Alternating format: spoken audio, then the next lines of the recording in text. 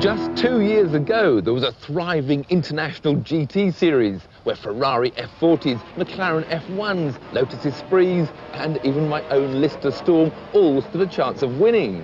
But first, they were knocked sideways with the arrival of Porsche's new 911 GT1, and then they were crushed into submission by this Mercedes CLK.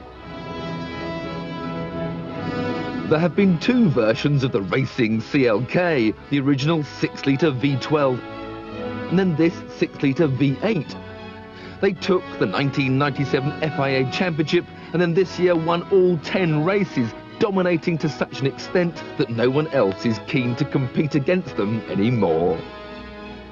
But while a car so good it looks to have killed off a popular series may be bad news for race fans, it's good news for a few very, very rich car nuts. Because in order to go racing, Mercedes had to produce a road-going version of the CLK.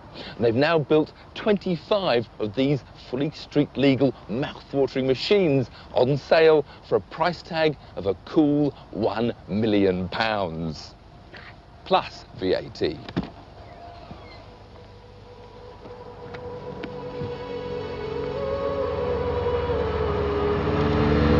So if you buy this Mercedes in Britain, it's going to cost you £1,175,000, which, let's be honest, is getting a tad ridiculous.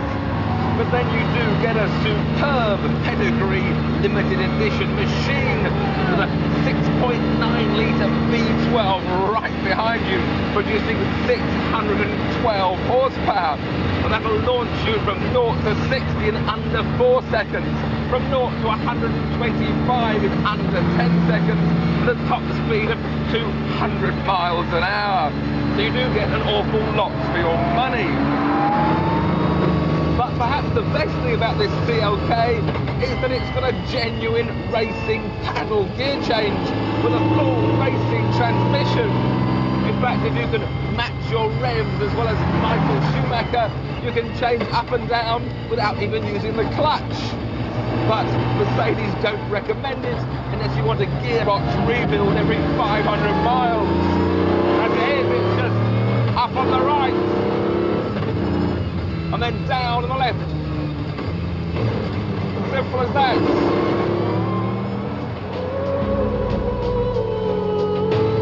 Both the racing and road-going versions have been designed and constructed for Mercedes by performance specialist AMG, a private company that has been tuning Mercs for over 30 years and which is now being gradually taken over by the Stuttgart conglomerate.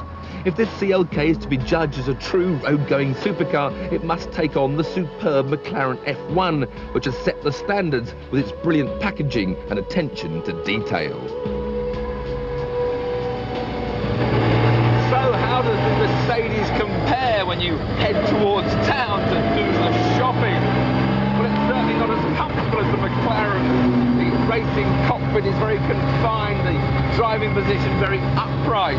But there is plenty of nice leather, there's air conditioning, but it's all a little bit claustrophobic. And that beautiful mechanical noise of the V12 is sadly drowned out by the whine from the racing transmission. But then you can't have the paddles without the transmission whine. It also feels a lot bigger. So as you point £1 million towards the crowded town centre, the nerves begin to jangle.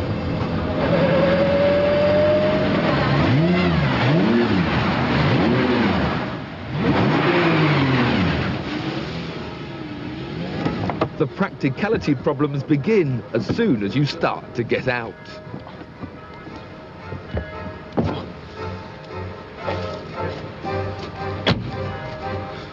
If you're looking for luggage space, there's none in the back because it's filled with the engine and the biggest catalytic converters you've ever seen. While in the front, there's the radiator, the air conditioning and the inboard suspension. Which means that when you've done your shopping, the only place to put it is in two little pannier boxes, one each side. No room for the golf clubs there. and then you've got to get back in again. Oh.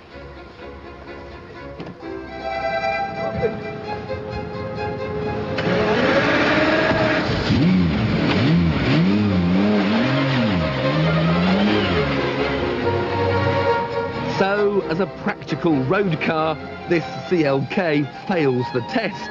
But if you can afford a £1 million car, you'll be able to afford to rent yourself a racetrack. And then the fun really begins. This CLK has been bred for one thing only, and that's to win motor racing. It doesn't like going shopping, it doesn't like crowded towns, but it loves racetracks. And this paddle gear change just comes alive. The handling is set for mild understeer with power oversteer available on tap. There's traction control to help you out if you wish, and the steering provides all the feedback you could ever want. And with a 6-speed box, 6,000 revs, over 600 horsepower, nearly 600 pounds-foot of torque, you can play all day long and never get bored. $1 million. And just to maintain the impression, you want to drive home in a car that befits the splendour of the occasion. Now, if you actually have $1 million to spare, you might just choose a McLaren F1.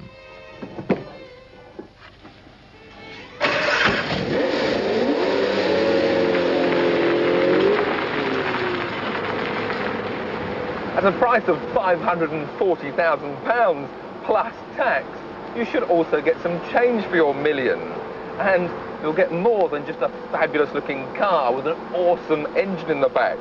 The McLaren F1 is the dream concept of its designer, Gordon Murray.